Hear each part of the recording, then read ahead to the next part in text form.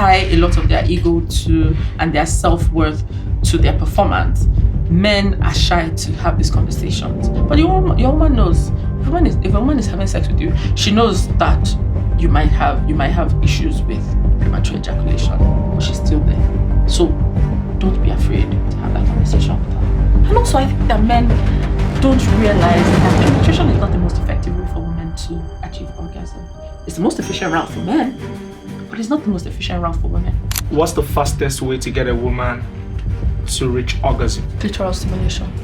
Women will reach orgasm from external stimulation.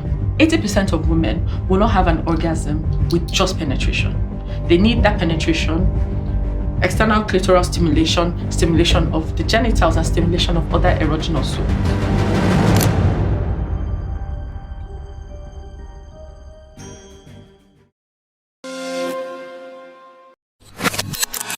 I think in the interim, you've been doing a lot of manual showing and so on and so forth. And I'm very demonstrative. Incredible. It's a very good way to teach.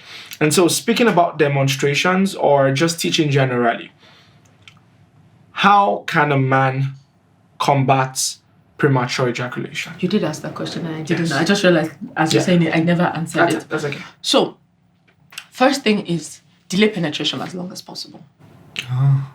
Delay penetration. But now you started penetration. How do you then delay ejaculation? Before you even start in the process, there are Kegel exercises, pelvic floor exercises that help men, that help you learn how to control. How effective are Kegel exercises? For men, they are. And it's not just Kegel, but pelvic floor exercises. So Kegels are one type, but there are also quite a number of pelvic floor exercises that you can do to strengthen your pelvic floor, and then you are able to control your pelvic floor better. So that's one way. So really, people don't realize this, but the better shape, physical shape you are in, and I'm not talking about like lose weight or blah, blah, but being fit helps a lot.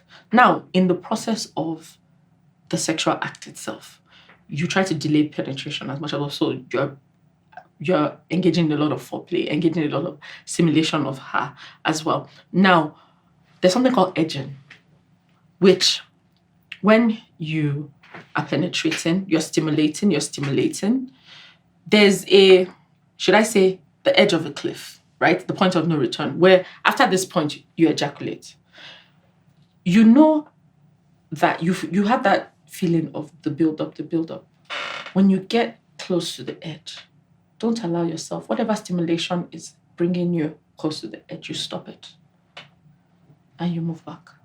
You don't go all the way to the beginning, but you pause it. Wouldn't that affect the partner? You do something else. Remember, sex is a buffet.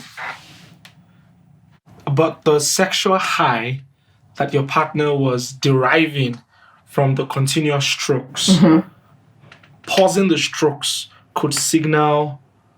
Think about it. You talked earlier about maybe a woman trying to reach the point of orgasm, changing rhythms. Yes, you do. You change the rhythm, but you're edging. You're also edging. It's also edging for her. So this is a way of, you get here and then you pause. So instead of coming all the way down, you are at 95%. You come to 80. You stop that particular sensation and you start doing something else. And I know it sounds counterintuitive. And now you go back to it. Now but instead of starting from 0, you're at 75, right? You've gone from 95, you're at 75. You build up from that 75 again to 95. Then you pause it. What you're doing is you're also building up on the sensation. So it makes for a more powerful orgasm, and it also helps you delay it. But what it is that while you're doing it, your partner has to be in on it. Because if they're not, then they'll start thinking, what's going on? Why is this starting or stopping? Then now she's in her head. And now it becomes counterproductive. So your partner has to know and understand what is going on. Because a lot of times, again, and so your partner has to watch this video as you're watching it. because a lot of men tie a lot of their ego to and their self-worth to their performance, men are shy to have these conversations. But your woman knows. If a woman is having sex with you, she knows that you might have issues with premature ejaculation, but she's still there. So don't be afraid to have that conversation with her. And just be like, babe, I want to prolong this to last for you. And also, I think that men don't realize that penetration is not the most effective way for women to achieve orgasm. It's the most efficient route for men, but it's not the most efficient route for women. What's the fastest way to get a woman to reach orgasm? Clitoral stimulation.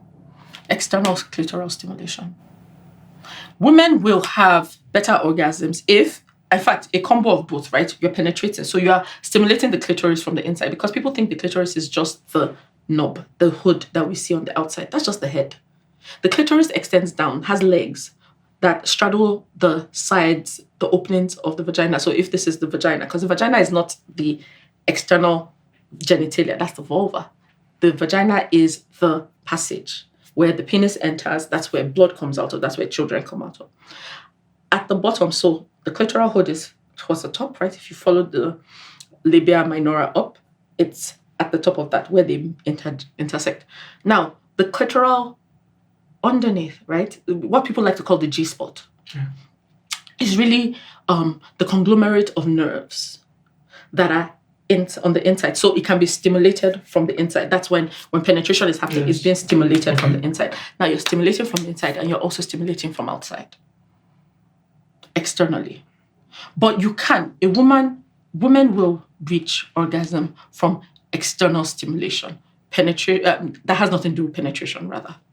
So when men think, oh, when I saw penetration, it would delay for women. Yes. But penetration alone, 80% of women will not have an orgasm with just penetration. They need that penetration, external clitoral stimulation of the genitals, and stimulation of other erogenous zones. That's interesting. Mm-hmm. I once heard a very popular woman in showbiz make a very, do I say, sad statement? I really do not know.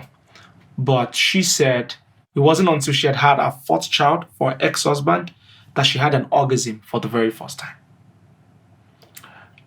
When I heard that, now, at this point, this was years ago, maybe about 10 years back, and I didn't even know so much about those things, right? And so I couldn't really understand, right? I was trying to get why that was the case. But it just speaks to the fact that at least that's a woman who is vocal enough about her struggles. There are several other sexual pleasure-starved women in marriage who perhaps even have sex every Eke market day, but are not doing so excitedly and with as much pleasure as possible. And a lot of this is down to this problem of the lack of education. Not many men know this. And just for the sake of anyone who's wondering or who may have questions, how do you measure female orgasm? Is it by skirting or squirting or whatever it's called? Mm-hmm. Or is it by any form of liquid whatsoever coming out of the vagina? How's orgasm measured? Is it measured by the extent of the liquid that comes out, or is it measured by the height of the shouts, or how much he hits you and says, that's what I'm talking about? I'm nothing but the voice of the people, right? I need to say a bit of a caveat. All the questions I'm asking are not personal questions. You're asking for a friend. I'm asking for a friend, right? Yes, thank you very much. Okay, so